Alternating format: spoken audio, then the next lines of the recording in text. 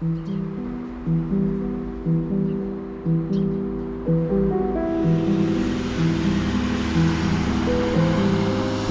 I first started this 25 years ago, I probably had about 30 people in my church. You know, we were just struggling to keep the church alive week by week.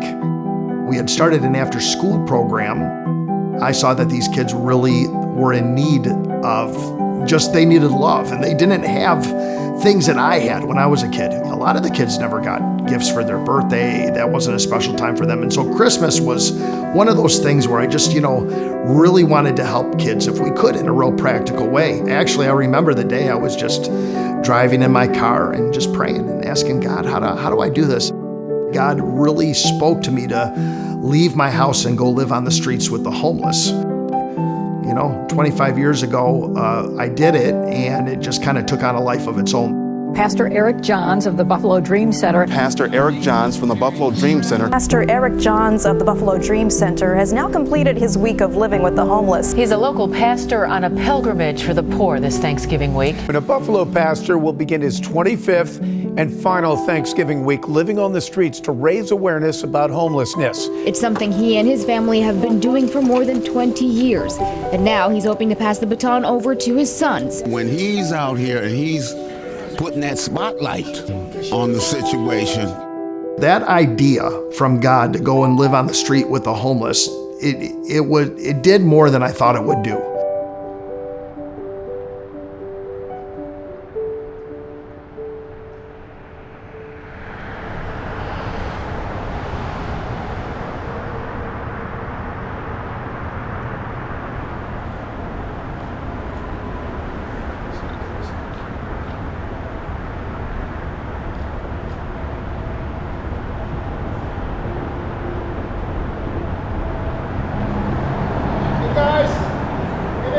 Get up. Come on. Gotta go, man. It is. It's too cold.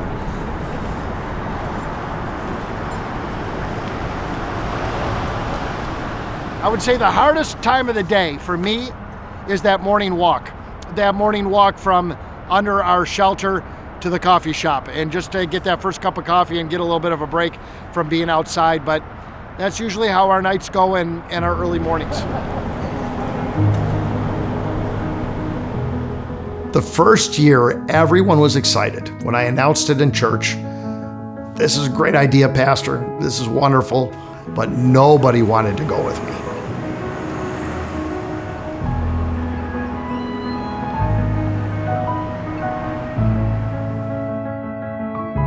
I never really expected, to pass the baton on to others that would, take it after me. How was last night? It was alright. It was pretty cold, but it wasn't too bad. It was my first night. Actually, I slept like a baby. To be honest with you, I woke up to the train. Did anybody else hear the train? Yeah. Oh yeah. Well, like twice. My kids were always involved in it in some way. I never told them I expected them to do ministry like their dad, but they assure me that, hey, Dad, we really want to do this. so I'm happy to be able to pass that on to them. Pastor Pat Fleming joined Pastor Johns on his mission. He says it's opened his eyes to the importance of relationships and helping people avoid ending up on the streets. I saw what Pastor Eric was doing for the inner city, and I was a suburban pastor out in Amherst. We had gotten to know each other, and I asked him, can I come alongside? And so from 2001 to 2012, I began going out, and I'd go out all week. I get to be with him and with the young people and help pass the baton. Nobody get hit by a car today. We'll wait.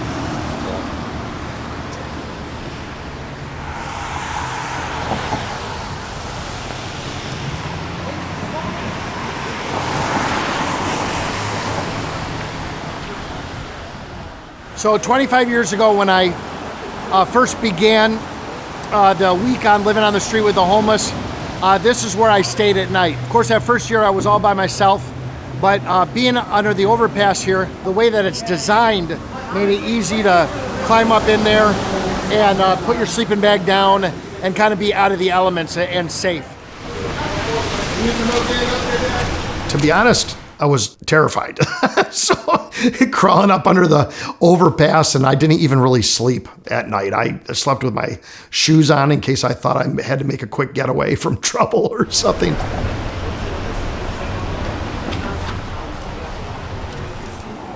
We stayed here for many years. This was our spot. But then eventually the Department of Transportation in New York State put up these metal bars up in the little cubby holes here to prevent homeless people from, keep people from sleeping up here. Really spent a lot of that first year alone at night, except for a friend of mine that joined me during the day, Keith Colley, Shoes. Keith Colley and Pastor Eric Johns have known each other for 18 years now. They met through the Buffalo Dream Center when Colley himself was homeless. We're here to give people help and hope. First time I saw Keith, he was walking down the sidewalk, obviously intoxicated, couldn't walk in a straight line. And he had his little stick. He always had a stick that he was walking with, but I could tell he was drunk. I pulled my car over. I jumped out of my car and I pointed at that man and I said, "I'm gonna pray for you today," like just really enthusiastic and excited. And he said, "I know who you are. You're the preacher from down the street." He said, "Don't pray for me. I'm already going to hell." For over 30 years, okay? All I know is about dope game out here in the streets. So I grabbed him by the head and I prayed over him anyway. And he started to cry. I'd found out he had just gotten out of prison. He had been in prison for 7.5 years. And he had been in prison for murder. Now Keith he's one of those guys, he would never probably have ever come to church, but he came for that free meal. He used to supply prostitutes to a pastor and the elders of a church. That was part of his business that he used to run. So when he first met me, he said, "Don't think just because you're a pastor, you have my respect. You've got to earn my respect." Then I make this big announcement, I'm gonna go live with the homeless people.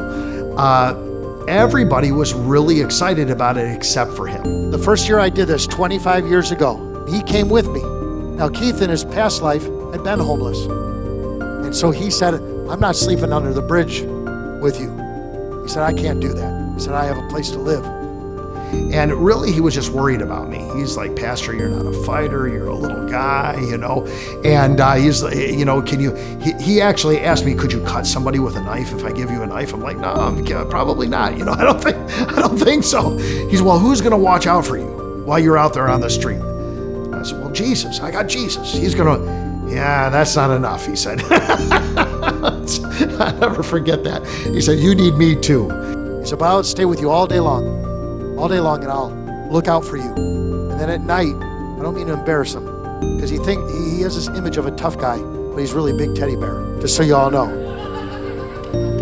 He literally tucked me in my sleeping bag under the bridge on Michigan Street and kissed my forehead and said, "Be safe." "You did?" I told him. So 25 years later, Keith is still helping us, still in church every Sunday, sitting right behind me and making jokes behind me. And, that was 25 years ago. And Keith doesn't walk with us as much anymore and things, but we stop by his apartment and we visit him and raid his refrigerator and watch football with him on Thanksgiving Day. And that's where we spend Thanksgiving most of the time. With Keith in his apartment, but he's been a blessing. Hey, I ain't a millionaire, but we got a roof over our heads, and I got food in my refrigerator.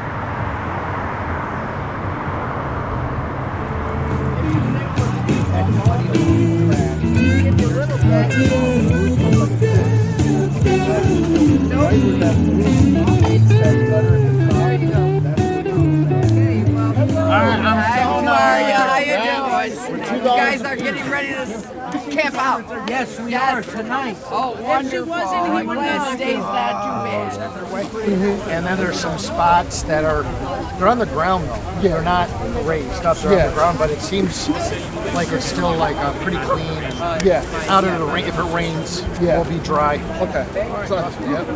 So I'm there, so I got you. Every year this guy, every year he's with me, helping me out. Yep. Hey, somebody gotta look up for my pastor. Hey, oh, you're leaving now. I wasn't making it.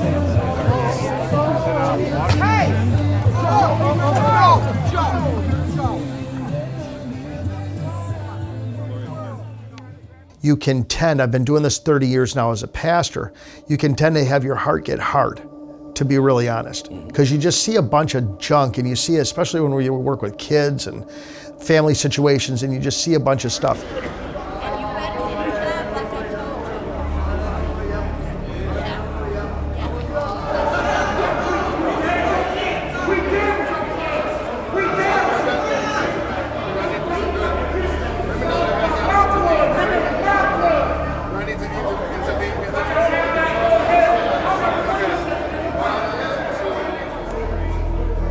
You know, when I was by myself back then, we did have a lot of dangerous situations and different things that happened. This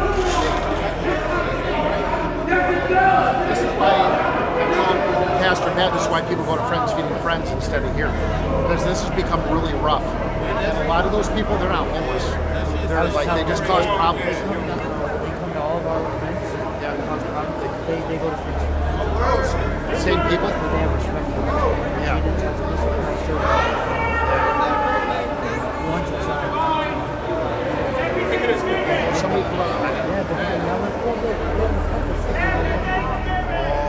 So my wife is always telling me, when she sees that in me, hey man, get your heart soft again, because you don't want it to get like that. And one of the ways that you keep your heart soft is you serve other people. This is Tony. Are you okay, Bianca? Yeah. This is Tony. He's one of the guys that we've been ministering to, and then his partner in crime, James.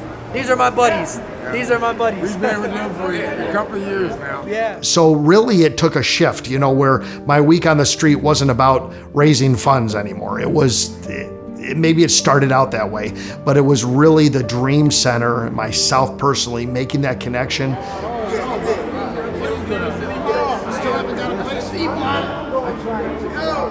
Listening to somebody talk for a half an hour about their life. And then when they're all done, it's them telling you, hey man, thanks, you really helped me out a lot. And I never said anything, you know, I just listened. And, but people don't listen. Who called me? Oh, hey, how are you? Good to see you. You doing all right? I never have ever told people I'm an expert on homelessness. I don't know how to solve the problem. I get asked that all the time. How do we solve the problem? I don't know. All I was doing was going out there on the street and being that connection with guys, giving them hope. Where are the kids? My boys are here. My boys are here. Yeah, they're coming. So we'll say hi to you. Someone wants to say hi to you.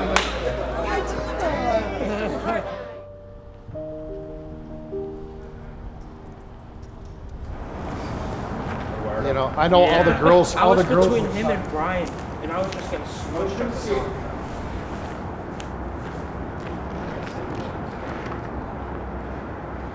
I think you're better off if however many people can sleep as close to the post as they can. Yeah.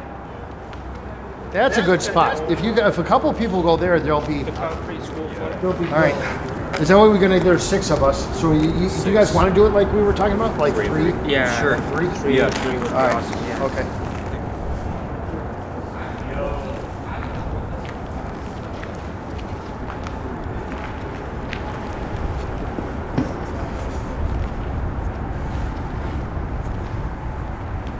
Is it over there, guys? Is it like rocky and gravelly over there too?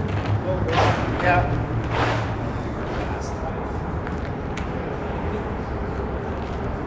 No, we're okay.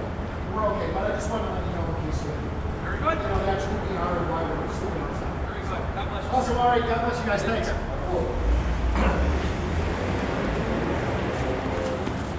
He got a 911 call from this area. Oh, really? Yeah, so but he asked if it was us, and I said no, and then he recognized me from the news today. He's like, oh yeah, you're a staple in the community, man. God bless you. Awesome. So You never know. Sometimes you get a cop, like, what are you going to do? And all skeptical, you know? no, usually the police are really great about, and that's nice to know that he's driving around.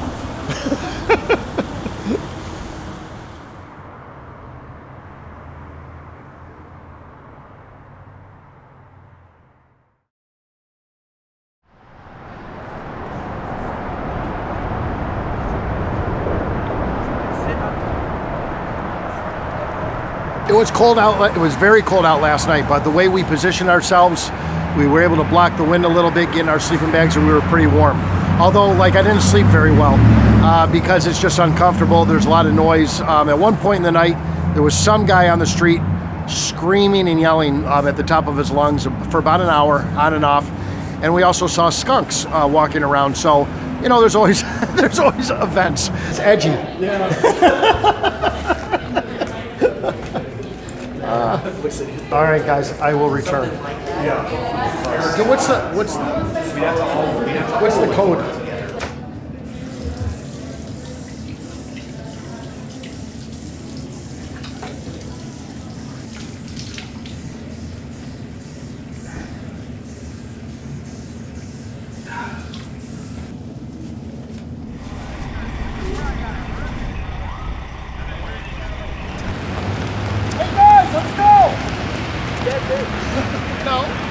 No, it's fine. I'm still the leader. You're the leader next year. From Ethiopia. My dad is still back. Okay. My mom is somewhere in Kenya.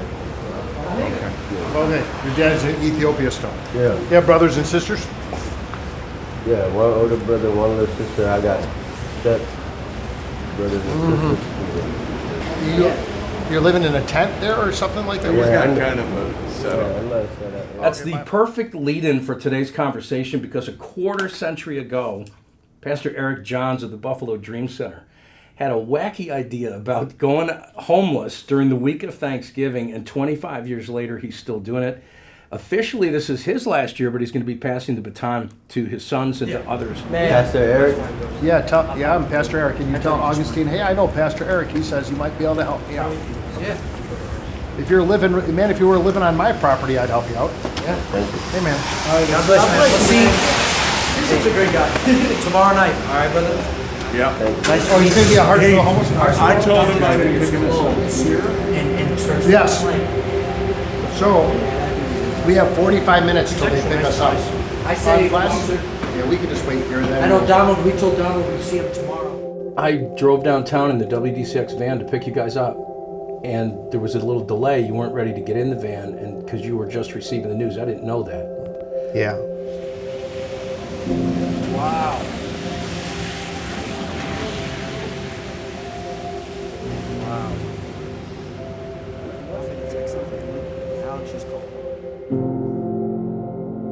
Yeah, we just found out that Keith passed away. We don't know if it was today or yesterday, but they found him in his apartment.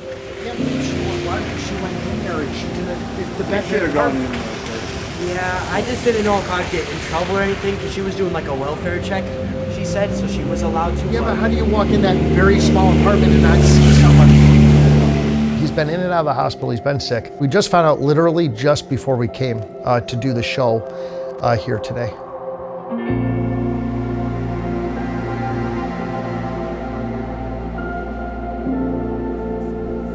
25th year, going out on the street. He was with you the very first year. He was at church on Sunday. When he came to church Sunday, I said, Keith, I didn't expect you to be in church. He said, I had to be here this Sunday. My good friend Keith came to church today. Hallelujah. Amen. When my girls were little, he would play with their doll houses with them in my living room floor and hold my babies when they were little and burp them and feed them their bottles. And he would always tell me, because he's like a tough guy exterior, he would always tell, hey, don't let word get out on the street, that I burp your kids. Don't tell people that. Listen, I've got a few men in my life that tell me they love me. Men don't do that stuff a lot. I got a few men that do it. He's one who always tells me. Boy, the man never ended a phone conversation without telling each other we loved each other, and then both of us became blubbering. Every phone conversation.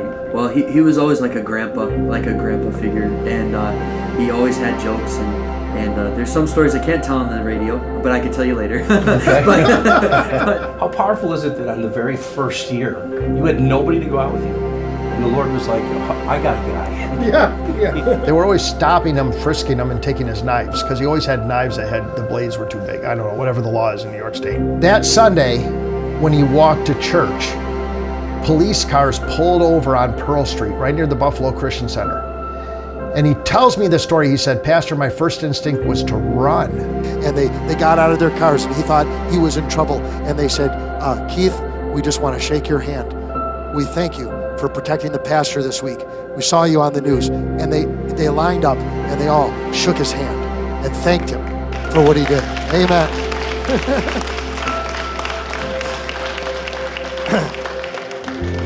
The very last thing he told me before he left church was that he loved me. So it's comforting to know that right now he's in a place right now with Jesus, and we will be reunited one day together.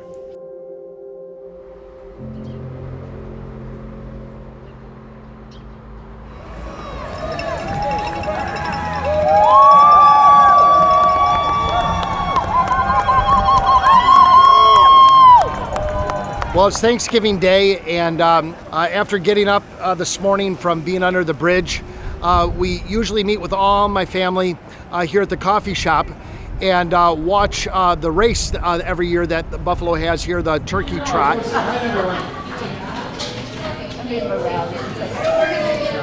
Oh man, the last night was rough for me though. I did not sleep very good. We just kind of kick back as a family, relax, have some coffee. Grandchildren are the best thing in life, grandchildren. Right now there's thousands of people downtown Buffalo. There's a lot of action because of the race, but in a couple of hours, after we're done giving out those turkey dinners, it's gonna be a ghost town down here. I'm telling you, it is like there's nobody, even soup kitchens and places that help the homeless, everything's closed, and there's nobody around.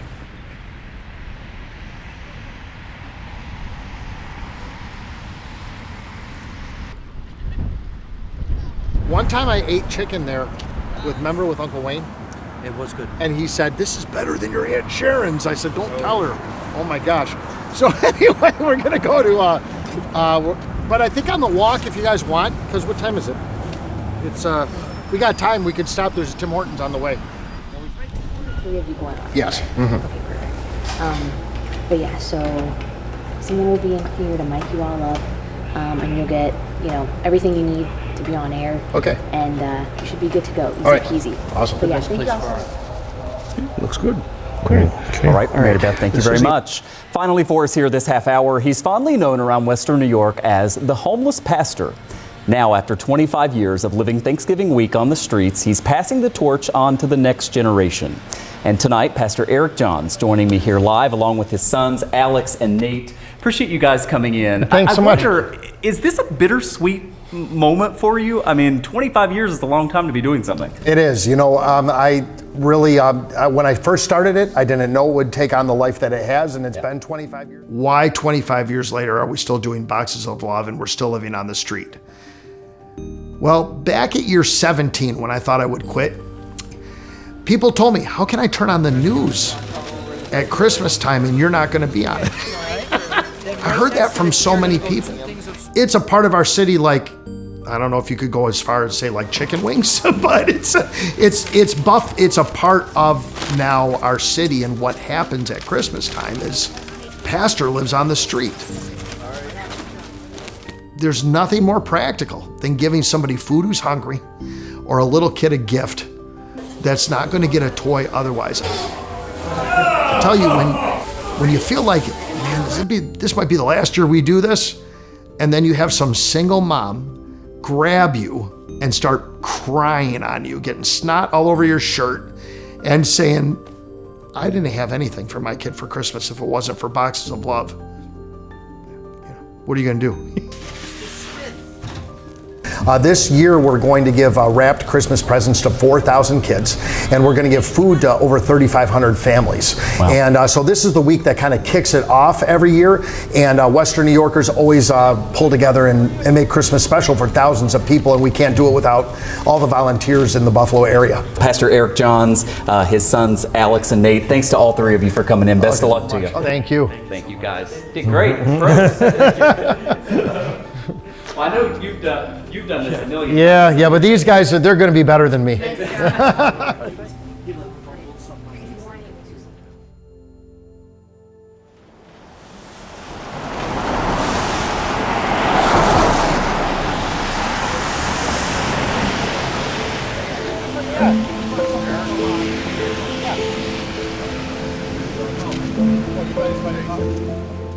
monumental year. You're passing the torch, to your sons and to your nephews and to many others that have been a part of this ministry. So anything that you feel like God's saying special this year? Well, it's a little bit of an emotional time for me, especially with the news with Keith. But even before that it was. Because when I first did this, it was something that I did. It was something that I did to raise money to get gifts for kids. But over the years, it became more who I was than what I did. And now I'm 52. I'm not old, but you get to a certain age and you get to look at life a little bit different. There's not just that vertical relationship with God that's important, it's the horizontal relationship with others that is also important. If you were to ask me, like, how have you grown? How have you matured? What has God done in your life? This whole thing has changed me as a person. We talked about Keith. Is Keith's life different because he met me? Yeah, probably. But my life's different because I met him, So it's not just who we're serving and we're helping, but it's changing us along the way.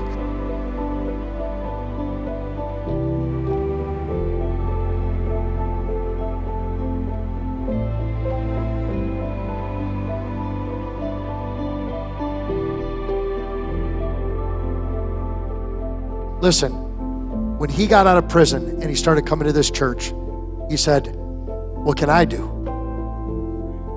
What can I do? I'll tell you what he did. He became my friend. He became my friend.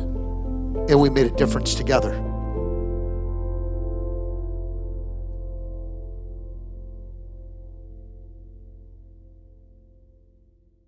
I always tell these guys, when you do great things for God, just mention that I trained you, or something like that,